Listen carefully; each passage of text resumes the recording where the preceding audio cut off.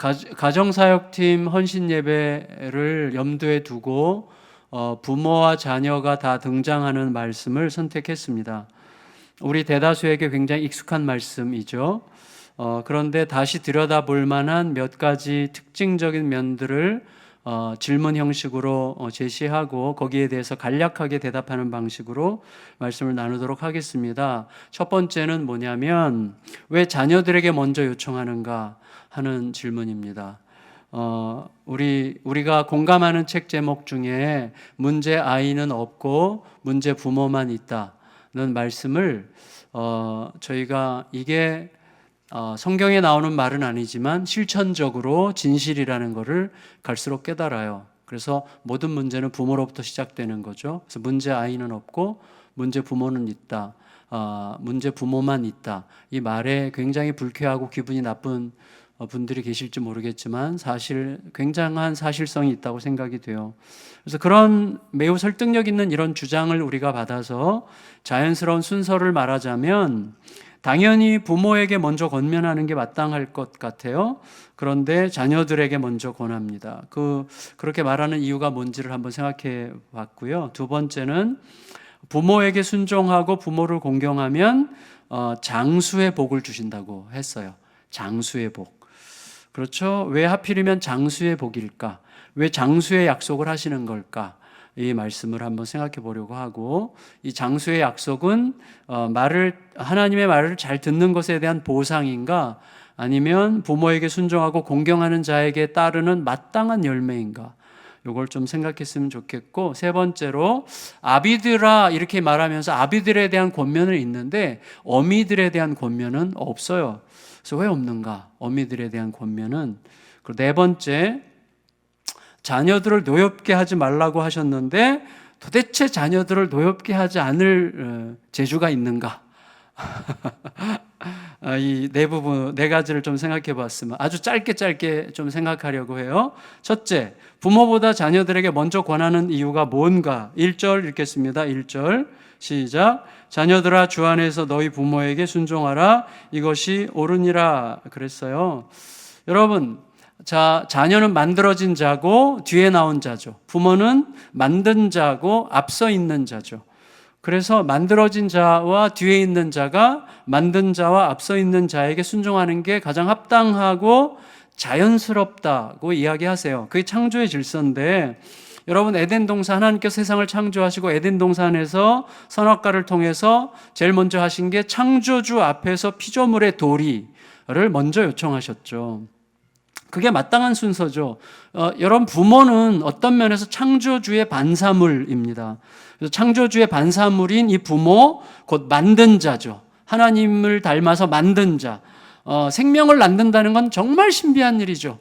우리가 무슨 재주로 생명을 만들겠습니까? 그런데 우리의 몸을 통해서 생명이 나온다는 것은 어마어마하게 신비한 일이에요. 우리에게 일상이지만 사실은 생각할수록 이상하고도 신비한 일인데, 어쨌거나 만든 자가 됐고 앞서 있던 자가 됐는데, 따라서 창조주의 반사물인 만든 자 그리고 앞서 있던 자 앞에서 만들어진 자 또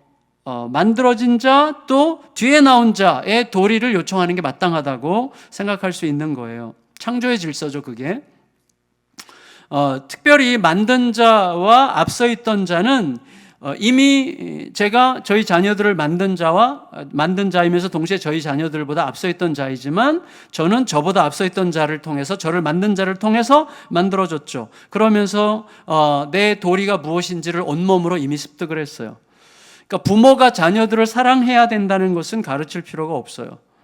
아주 이상한 부모가 아니라면 자녀를 사랑해야 된다는 것을 가르칠 필요가 전혀 없습니다. 어떻게 사랑해야 하는 것인지에 대해서는 배워야 되겠지만 사랑해야 된다고 하는 것은 부모가 되는 순간 이미 알게 되는 거죠. 자기 부모를 통해서 이미 온몸으로 배워왔어요. 하지만 자녀는 순종을 배워야 돼요. 자녀는. 사람은 태어나기를 순종하기 싫어하는 족속으로 태어났어요. 순종은 배워야 되는 거죠. 예. 하나님께서도 최초의 하나님이 낳으신 자식이라고 할 수 있는 아담과 하와에게 순종의 도리를 가르치시기 위해서 선악과 취식 금지 명령을 내리셨죠. 그런 의미에서 하나님께서 아담과 하와에게, 피조물에게, 자기의 자녀에게 순종하라고 명령하신 선악과의 말씀에 비추어서 우리에게 적용한다면 순종하라는 말씀은 한마디로 뭐죠? 믿으라는 말이죠. 부모를 신뢰하라, 신뢰하고 함께 있으라, 그 말이죠. 그래서 순종하라는 말씀은 곧 믿음의 요청이라고 할 수 있어요. 그래서 그 믿음이 곧 만들어진 자, 뒤에 나온 자, 자녀들을 살게 하는 생명의 원리죠. 그래서 자녀들이 꼭 알아야 되는 게 부모를 신뢰해야 되는 것이죠. 부모를 신뢰하고 그리고 부모의 말을 따르고자 하는 자리에 내가 있다고 하는 사실을 먼저 인정하는 게 굉장히 중요하죠. 자녀들에게. 그러면 두 번째로 부모에게 순종하고 부모를 공경하는 결과가 왜 하필이면 장수의 축복인가 하는 거예요. 장수의 약속은 보상인가 열매인가? 이렇게 한번 생각해 봤는데 2절 3절 읽겠습니다. 2절 3절 시작. 내 아버지와 어머니를 공경하라. 이것은 약속이 있는 첫 계명이니 이로써 내가 잘되고 땅에서 장수하리라 그랬어요. 여러분, 일단 장수라고 하는, 오래 산다고 하는 것의 의미를 일단 물리적으로 오래 길게 산다는 의미로 이해하고 싶지만 그런 의미로 오해하면 큰 오해가, 그런 의미로만 이해하려고 하면 큰 오해가 일어나겠죠. 그렇게 되면 세상의 모든 불효자들은 암센터에 있다고 할 수 있겠죠. 예. 그건 말도 안 되는 미친 소리죠. 그 말이 안 되죠. 솔직히 오래 사는 게 자신에게나 타인에게 저주가 되는 사람들이 얼마나 많습니까? 그 사람은 오래 살면 안 돼요. 근데 오래 살아서 자신에게도 저주고 타인에게도 저주죠. 그러니까 장수한다는 것을 물리적으로 오래 산다고 이해한다는 것은 사실은 상당히 어색하고 안타까운 일이죠. 그리고 장수라고 하는 것을 단지 그렇게 생각한다면 예수님과 대다수 제자들이야말로 불효자였던 게 틀림없죠. 그러니까 장수한다는 것을 우리가 물리적으로 생명이 좀 길어진다 이런 의미로 해석한다는 건 좀 어색하고요. 그의 생명이 길다는 건 뭐예요? 생명은 어디서부터 왔어요? 하나님으로부터 왔죠. 그러니까 하나님의 생명 안에 감추어진 존재로서의 생명력의 지속성을 이야기하겠죠. 그래서 하나님과의 생명의 관계가 그가 떠나간 그 자리 뒤에 남아서 계속해서 그 생명력이 다음 세대로 이후 세계로 계속 흘러가서 생명력이 계속 남아있는 어떤 것을 장수한다고 이해하는 게 훨씬 더 합당한 이해일 것 같습니다. 그래서 그의 생명이 길다고 하는 것은요, 그가 이 땅을 살아가면서 예수 그리스도와의 생명의 깊은 관계를 통해서 소위 예수 그리스도를 생각나게 하는 사람으로 존재함으로써 그가 지나간 자리, 그가 떠나간 자리 뒤에도 여전히 그의 생명력이 그의 다음 세대에 지속적으로 남아서 많은 사람들에게 생명으로 이어지고 있는 삶을 의미할 수 있다고 생각하게 돼요. 물론 물리적으로 오래 살면 더 좋겠지만 사실 그렇게만 이해하면 아까 말씀드린 것처럼 여러 가지 다양한 오해가 나타날 수가 있다고 하는 것을 우리가 염두에 둬야 되겠죠.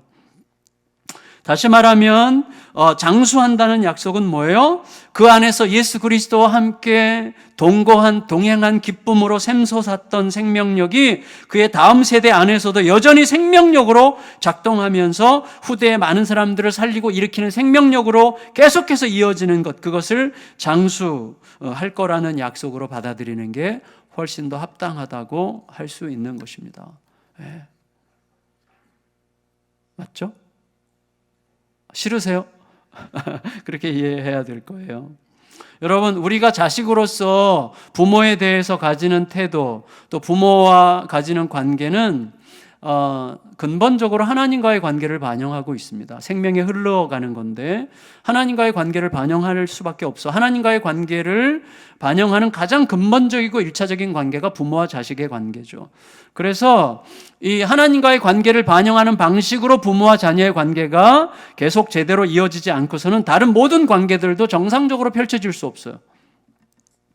여러분, 가장 유치한 예로, 그리고 가장 단순한 예로 세상에서 가장 굉장히 많은 존경을 받고 있는 사람인데 이 사람에게 나중에 드러나서 부모를 엄청나게 함부로 대하는 사람이에요. 그의 부모가 원망과 분노 속에 살고 있어. 그에 대한 평가는 완전히 달라져야 됩니다.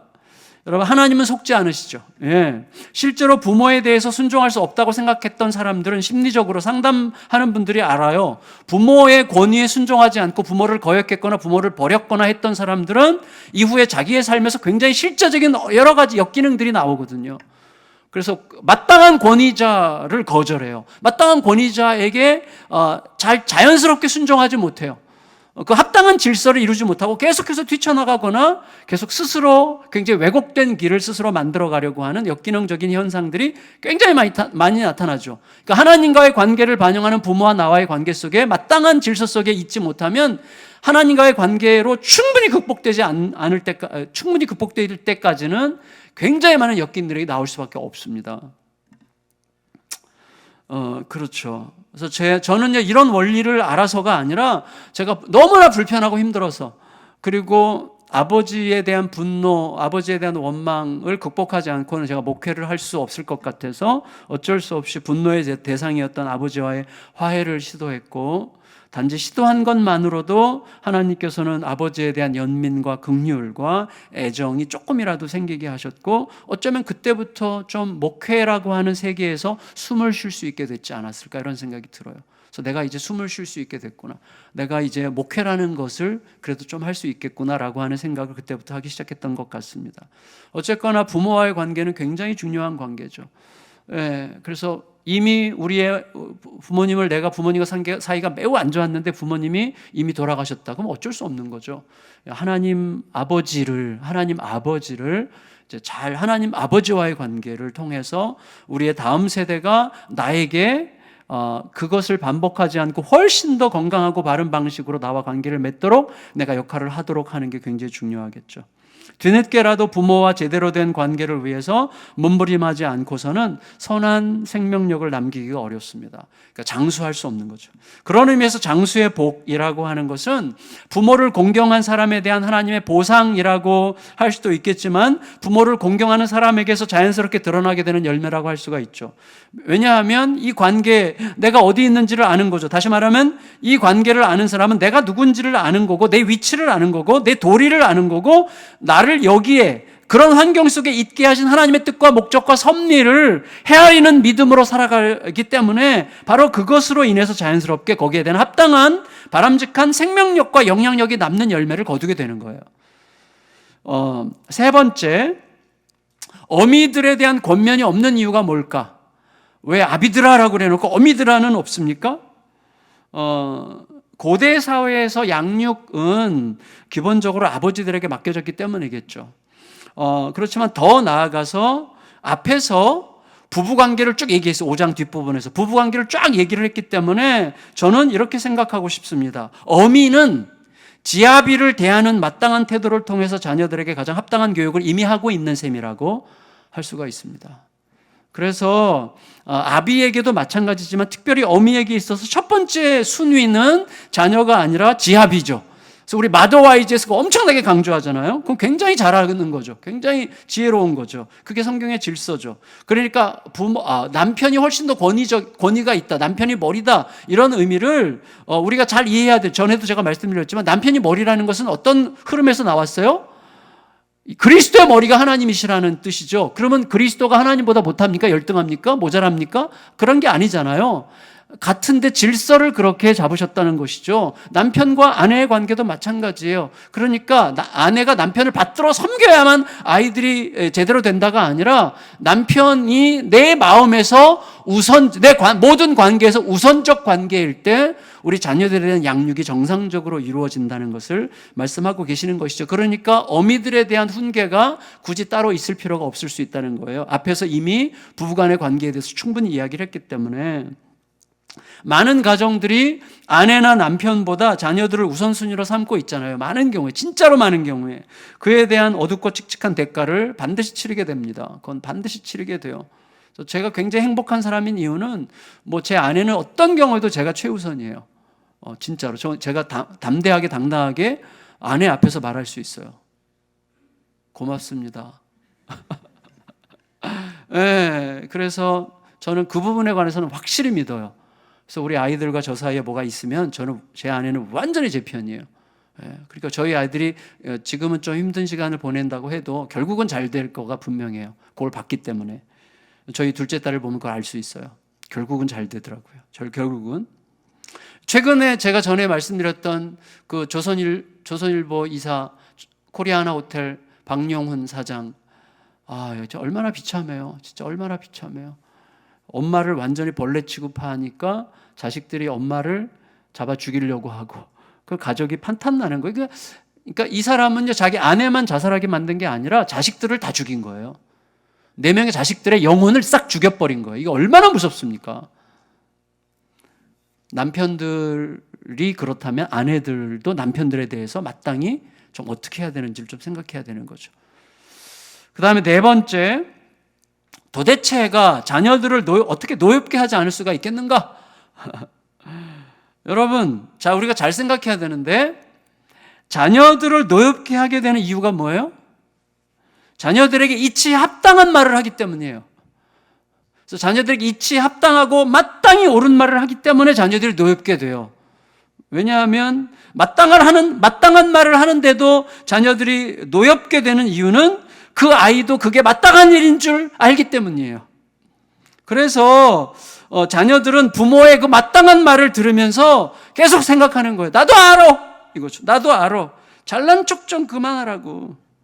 당신은 그래서 그렇게 잘 살았냐고. 이렇게 속으로 계속 말하는 거죠. 애들도 다 알아요. 그래서 애들이 제일 청소년기가 되면 제일 많이 하는 말이 나도 알아. 이거죠. 나도 알아. 아는 거죠. 그러면 여러분, 마땅한 말을 하지 말아야 됩니까? 마땅한 말을 해야죠. 어떻게 해요? 걔가 스스로 말하도록 해야죠. 마땅한 말을 걔가 스스로 말하도록 내가 속으로 말해야죠. 내 삶으로 말하고 눈빛으로 말하고 내 몸으로 말해야죠. 주둥이로 말하면 안 돼요. 예, 마땅한 말을 그 아이도 알기 때문에 그 아이가 하도록 내 온몸으로 말해야죠. 그게 굉장히 중요하죠. 그게 그리스도의 사랑이에요. 그리스도의 사랑을 쏟아 부으면 그 아이가 얘가 이런 말들을 할 줄 아네? 천만의 말씀. 이런 말들을 할 줄 아네가 아니라 처음부터 알고 있었던 그 말을 제가 그때 하는 거예요. 내 안에 양식이 들어왔기 때문에 그 말을 할 수 있는 힘이 들어왔어요. 예수의 사랑이 들어와서 그 사랑이 이 힘을 얻어서 전부터 하고 싶었지만 하기 싫었던 그 말을 내가 스스로 부모 앞에서 마땅한 말을 하는 거죠. 여러분, 자녀들을 노엽게만 하지 않으면 된다. 그런 말이 아니죠. 다만 노엽게 하는 순간 건강한 양육과 교육을 위한 문은 이미 닫혀버려요. 그러니까 귀가 닫히죠. 이미 귀가 닫혀 애들이. 그러니까 노엽게 하는 말을 할 필요가 없고 그 아이가 스스로 말하게 하는 방식을 하라고 이야기하는 것 같습니다. 그러면 여러분, 우리가 자꾸만 마땅한 말을 자꾸 늘어놓게 되는 이유가 뭐예요? 나는 그렇게 살았기 때문이죠. 나는 마땅한 말을 할 만큼 살았기 때문이거나 아니면 나는 그렇게 못 살았기 때문에 너라도 그렇게 살라고 하는 말이죠. 그렇죠. 근데 여러분 생각해 보세요. 내가 정말로 마땅한 말을 할 만큼 그렇게 살았기 때문에 마땅한 말을 하는 거라면 정말로 내 능력으로 그렇게 산 겁니까? 내 능력으로? 아니잖아요. 하나님의 은혜로 그렇게 산 것인지를 물어야만 되고 따라서 하나님의 은혜로 그렇게 살 수 있었다면 자녀에게도 그런 능력을 발휘하라고 다그치기보다 하나님의 은혜를 함께 구하도록 자녀가 하나님의 은혜에 매달리도록 대화를 해야죠. 내가 은혜로 그렇게 할 수 있었다면 나는 은혜로 그렇게 해놓고 애한테는 지 힘으로 그렇게 하라고 그래요. 우리는 항상 그렇단 말이에요. 그렇지 않습니까? 틀렸어요? 맞죠? 동시에 내가 그렇게 살지 못했다면 당연히 말할 수 없죠. 그렇게 살지 못해놓고. 예. 그렇지만 나는 비록 그렇게 살지 못했지만 내가 어느새 자녀들에게 그렇게 살기를 기대하는 위치에 서 있다는 사실을 생각하게 된다면 그것조차 은혜죠.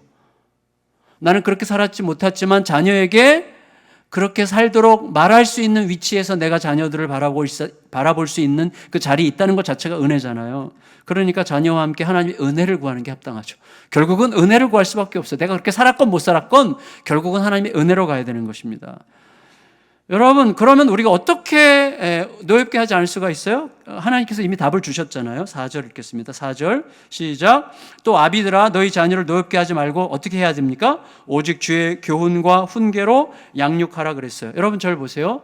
예수님께서 주의 교훈과 훈계로 우리를 어떻게 양육하셨어요? 제자들과 함께 사셨죠. 주의 교훈과 훈계는요, 함께 사는 것입니다. 동행하는 것이고 동거하는 것이죠. 예수님은 지금도 우리 안에서 사시죠. 예수님 우리한테 맨날 미주알 고주알 말씀하십니까? 이렇게 보시죠. 넘어져도 이렇게 보시죠. 엄청나게 크게 잘못했어도 이렇게 보시죠. 전에 우리 이상민 목사님 좀 쌍욕을 많이 했지만 그래도 괜찮아. 그 한마디, 그 예수님의 그 한마디, 괜찮아. 예수님 그렇게 우리를 훈계하시고 양육하시잖아요. 주의 교훈과 훈계로. 그게 주님의 교훈과 훈계잖아요. 그렇죠? 그러니까 뭐예요? 주의 교훈과 훈계로 양육해라. 그 말은 뭐죠? 말씀 앞에 함께 서라는 거죠. 하나님 말씀 앞에 함께 서라. 왜? 너가 자녀를 아버지로서 양육하려고 할 때 너가 이미 아버지의 아들임을 인식하고 하나님 아버지의 아들임을 인식하고 그가 너를 양육했던 흐름대로 너의 자녀를 양육하라고 말씀하시는 거죠. 근데 우리는 그의 기다려주심, 그의 참아주심, 그의 인내하심, 그의 용납하심, 그의 괜찮다고 하심에 의해서 그의 은혜로 양육받아 놓고 우리는 우리 자녀들을 입에서 나가는 훈계로, 그렇게 하지 않으면 애가 망할 것 같은 두려움으로 양육을 하려고 하죠. 그건 양육이 아니라 계속해서 노엽게 하는 뭔가를 계속 좀 이런 거 있잖아요. 뭐 톡식 헝거라고 하는 말이 있어요. 톡식 헝거. 그게 뭐냐면 몸에 독이 많이 쌓여서 너무나 굶주린. 그래서 예를 들어서 우리 몸이 계속해서 비대해지는 음식을 그렇게 갈망하듯이 배고파하는 이유는 그 독이 내 안에 쌓여서 걔를 계속 끌어당기기 때문이거든요. 이게 톡식 헝거라고 그래요. 예, 용어로 영양학 하는 분들이. 그런 것처럼 우리들이 자녀들에게 계속 노엽게 하면 그것 때문에 그 아이들은 계속 배고파. 무엇에? 노여움에 배고파. 그러니까 더 노엽게 대하고 더 노여울 기회를 만들고 더 노여울 수 있는 상황을 지가 만들어 창조해요. 우리가 그렇게 독을 집어넣는 거죠. 그 독이 다 빠지려면 예수의 사랑이 나로부터 이렇게 흘러가야 되죠. 이렇게 흘러가요. 독이 빠져야죠. 말씀을 마칠게요. 수요예배 설교 짧게 하라 그래서 제가 굉장히 신경을 많이 썼는데, 여러분 오늘 본문은 틀림없이 자녀가 부모에게 또 아비가 자녀에게 어떻게 하는 게 합당한지에 관해서, 다시 말하면 가정의 이슈에 대해서 말하는 거예요. 가정의 이슈에 대해서. 하지만 이 말씀이 지금 이 맥락이 뭐예요? 5장 22절부터 계속 이어지는 맥락인데 5장 22절부터 계속 이어지는 맥락은 뭐예요? 남편과 아내의 관계를 예수님과 교회의 관계로 비유할 수 있다고 말하다가 불현듯 32절에서 바울이 본심을 얘기했어요. 이 비밀이 크도다. 나는 그리스도와 교회에 대해서 말하노라 그랬어요. 그러니까 예수님, 지금 바울은 우리들의 가정, 부부관계, 부모와 자녀관계라고 하는 이 굉장히 예민한 이슈를 사실은 예수 그리스도와의 관계가 핵심이라고 이야기하고 싶어하는 것 중이에요. 자, 이걸 좀 벗어도 될까요? 네, 지금 약간씩 열이 나고 있는데, 그러니까 예수 그리스도와의 관계가 핵심 이슈라고 이야기하고 계십니다. 그러니까 여러분, 우리들은요 하나님의 부르심을 받는 순간 내가 고아냐 아니냐, 또 싱글이냐 아니냐와 관계없이 우리는 이미 부부가 되죠. 남편이신 하나님의 아내가 되고, 그리고 아버지이신 하나님의 자녀가 되죠. 동시에 교회 공동체 지체가 되는 순간 내 뒤를 이어가는 수많은 새가족들의 형제와 부모가 돼요. 혹은 내가 낳지 않은 내 다음 세대들을 위한 부모로 부름받은 거죠. 여기 지금 우리의 자녀들 있죠. 그 자녀들의 부모죠. 우리가 영적 부모들이죠. 그렇게 부름을 이미 받았어요. 근데 그 모든 관계들을 움직이는 핵심, 그 한가운데 있는 그 중심 축이 예수 그리스도와 교회와의 관계, 예수 그리스도가 교회를 위하여 자기의 목숨을 내어준 그 사랑의 질서가 그 모든 관계들의 중심축이라는 것을 절대로 잊지 않을 때 비로소 이 모든 관계들을 제대로 형성할 수 있다라고 지금 말씀하려고 하시는 것입니다. 하나님께 속한 가족관계의 핵심은 가족관계 안에서 누군가를 사랑하는 그 사랑, 내가 누군가를 사랑할 때 그 사랑이 예수 그리스도 안에서 나타난 하나님의 사랑을 반영해야 되고, 그 예수 그리스도 안에서 나타난 하나님의 사랑을 반영할수록 그 사랑이 그를 살게 함으로 나를 살게 하는 그런 특징이 있는 거죠. 여러 번 제가 말씀드렸죠. 그 사랑, 나를 죽이는 그 사랑이 그를 살게 하여 그 사랑이 그가 살아나는 것이 나를 살게 하는, 이게 완전히 이건 100% 맞아요. 여러분, 우리의 현실 속에서 정말 생생하게 경험할 수 있는 것입니다. 죽어보면 알아요. 죽어보면. 내가 죽어 그가 살면 그가 살아남으로 내가 사는 이 생명의 선순환이 예수 그리스도를 통해서 우리에게 흘러오는 거죠. 그러니까 우리의 자녀와의 관계, 부부관계, 우리 형제, 교회 공동체 안에서의 서로와의 관계는 전부 다 이 축에 의해서 움직이는 거예요. 지금 너무 좌절하지 마세요. 실망하지 마세요. 예수님께서 이미 하셨기 때문에 우리는 예수님의 뒤를 따라가기만 하면 되고 예수님께서 지금 우리와 동행하고 계십니다. 그걸 믿으셔야 됩니다. 그래서 여러분, 이 중심축이 우리의 삶에서 결코 떼어놓고 생각할 수 없는 수많은 요소들과 관계들과 특징과 정반대의 관계로 가는 거예요. 정반대. 무슨 말인가 하면, 자, 우리 삶에서 중요한 요소들이 뭐예요? 명예심. 중요하죠. 존재감. 얼마나 중요합니까? 존재감. 저는 지금도 존재감과 싸우게 돼요. 내가 좀 더 존재감이 느껴지는 존재였으면 좋겠는 이 열망과 또 싸우죠. 오락이나 음식이나 술 같은 걸 통한 쾌락과 즐거움. 굉장히 우리에게 중요한 요소예요. 소유욕, 얼마나 중요한 요소입니까? 소유욕이 있어야죠. 자, 이 모든 것은 필요한 요소고 중요한 요소예요. 관계들, 여러분 남편과의 관계, 아내와의 관계, 자식들과의 관계 얼마나 중요해요. 친구들 얼마나 중요해요. 이성적 관계 얼마나 중요합니까? 다 중요한 것들이에요. 그런데 이 모든 것들이 하나님의 사랑, 아까 그 중심축, 나를 기꺼이 그를 위하여 내어주는 그 사랑을 반영하지 않으면 그 모든 사랑들은 결국 집착적이 돼요. 집착적이 돼. 그래서 나를 위하여 끌어당기는 그 집착적 사랑의 희생양이 돼서 그것 때문에, 그것들에 대한 사랑 때문에 수많은 다른 고귀한 것들을 무너뜨리고 왜곡시키고 망가뜨리게 되고 그를 죽여, 그 다음에 그의 죽음이 나를 죽이는 이런 죽음의 악순환으로 돌아오게 되는 거죠. 근데 우리가 알듯이 이 모든 것들을 예수 그리스도 안에서 나타난 하나님의 사랑의 중심축으로 상대하게 되면 이 사랑이 결국 내가 죽는 방식으로 그를 살리고 그가 살아남으로 나를 살리고 우리가 함께 삶으로 우리 공동체가 함께 사는 방식으로 계속 가는 거죠. 그때 온전한 자유가 뭔지, 온전한 기쁨이 뭔지, 온전한 만족이 무엇인지를 우리가 알아가기 시작하는 것이죠. 긴 이야기일 수 있어요. 지칠 수 있는 이야기일 수 있어요. 그렇지만 여러분, 지치는 이유가 뭐죠? 예수 그리스도로 충분히 배부른 비밀이 아직 내 안에 충분치 않기 때문이죠.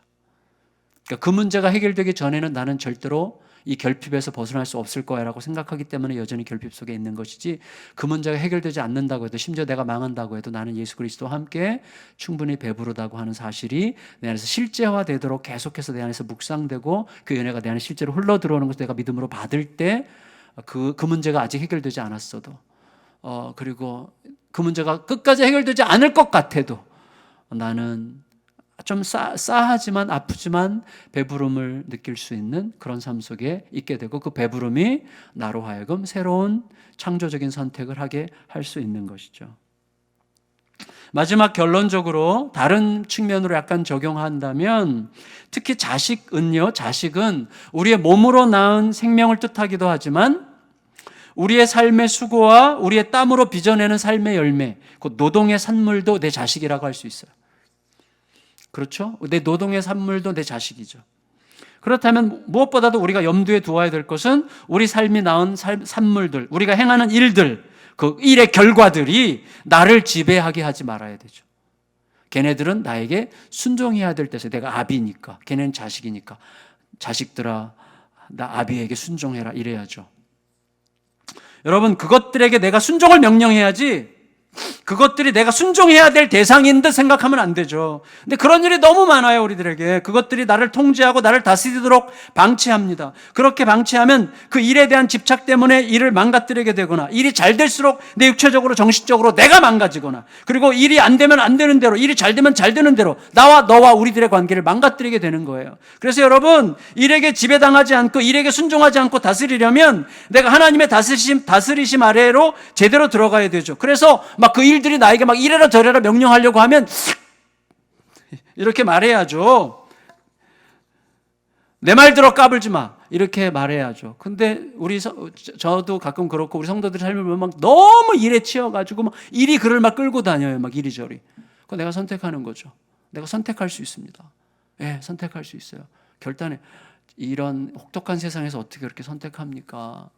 우리는 일의 노예가 될 수밖에 없는 상태라고 너무 현실에게 곱게 순종하지 마시고 하나님께 순종하시기를, 제가 너무 철이 없어서, 철이 없기를 제가 계속 바라는데 철이 없어서 죄송하지만 하나님의 말씀 앞에 선 철없음을 우리가 더 사랑할 필요가 있다고 생각합니다.